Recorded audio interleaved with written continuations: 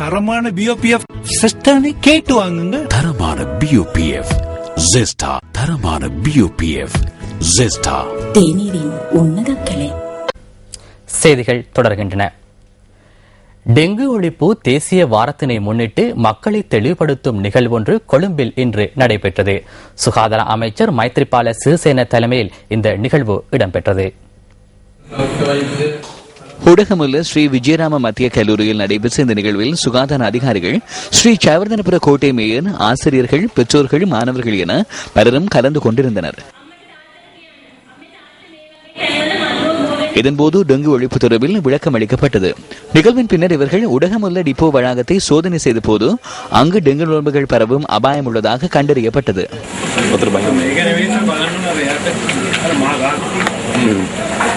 මේ ස්ථාන පරීක්ෂා කිරීමේදී මදුරුවන් බෝන ස්ථාන විශාල වශයෙන් තිබෙනවා. குறிப்பாக இங்கு வந்து ஆராய்கின்ற போது டெங்கு நுளம்புகள் பரவும் அதிக அளவிலான இடங்களை காண முடிகின்றது.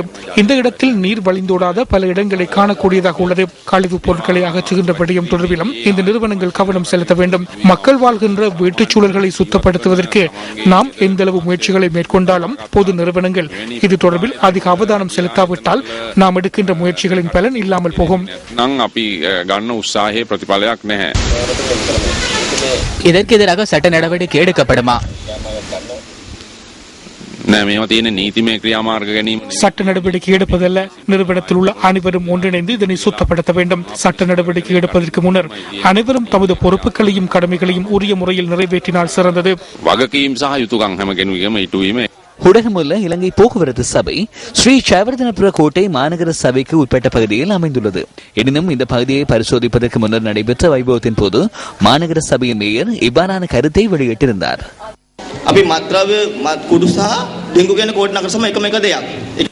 கோட்டை மாநகர சபையில் டெங்கு மற்றும் போதைப் பொருள் தொடர்பில் ஒரே கொள்கையே உள்ளது. எனது வீட்டுச் சூழலில் டெங்கு குடம்புகள் இருந்தாலும் வழக்கு தாக்கல் செய்ய வேண்டும். கடந்த வெள்ளிக்கிழமை ராஜகிரிய ஜனாதிபதி கல்லூரிக்கு எதிராக வழக்கு தாக்கல் செய்யப்பட்டது. அத்துல் கோட்டை கூட்டுறவு சங்கத்தின் தலைவருக்கு எதிராக கோட்டை மாநகர சபை வழக்கு தாக்கல் செய்தது. பிரதேச செயலகத்தில் அந்த நிலைமையை கண்டால் பிரதேச செயலாளருக்கு எதிராக வழக்கு தாக்கல் செய்வதாகவும் நாம் கூறியுள்ளோம். அதுவே எமது கொள்கையாகும். டெங்கு நுளம்புகள் பெருகும் அபாயம் காணப்படுகின்ற அனைத்து அரசு நிறுவனங்களுக்கு எதிராகவும் சட்ட நடவடிக்கை எடுப்பதாக கூறிய மேயர், டெங்கு நுளம்பு பெருகும் நிலையில் காணப்படும் ஊடகமுள்ள டிப்போ தொடர்பில் இவ்வாறான கருத்தை தெரிவித்தார்.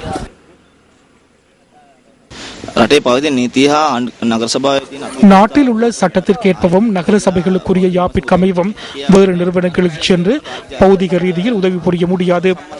அரசு நிறுவனங்களுக்கு இடையிலான உறவுகள் மிகவும் குறைவாகவே காணப்படுகின்றது. அதன் காரணமாக அனைத்து அரசு நிறுவனங்களுக்கும் டெங்கு ஒழிப்பு தொடர்பில் முதலில் ஆலோசனைகளை வழங்குவதற்கு கோட்டை நகர சபை தீர்மானித்துள்ளது. அவ்வாறு கூறி 14 நாட்கள் சென்ற பின்னரும் அந்த நிலைமை தொடருமாயின் உறுதியாக சட்ட நடவடிக்கை எடுக்கப்படும்.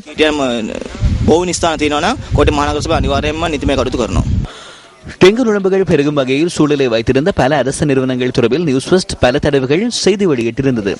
தமக்கு எதிராக சட்ட நடவடிக்கை எடுத்தாலும் அதிகாரிகள் அரசு நிறுவனங்களுக்கு எதிராக நடவடிக்கை எடுப்பதில்லை என மக்கள் தெரிவிக்கின்றனர். உள்ளூராட்சி மன்ற அதிகாரிகள் இது தொடர்பில் அறியாமல் இருப்பதாகவும் டெங்கு நோயின் அபாய நிலை குறித்து கவனம் செலுத்துவதில்லை எனவும் அண்மையில் விடயத்துக்கு பொறுப்பான அமைச்சர் கூறியிருந்தார்.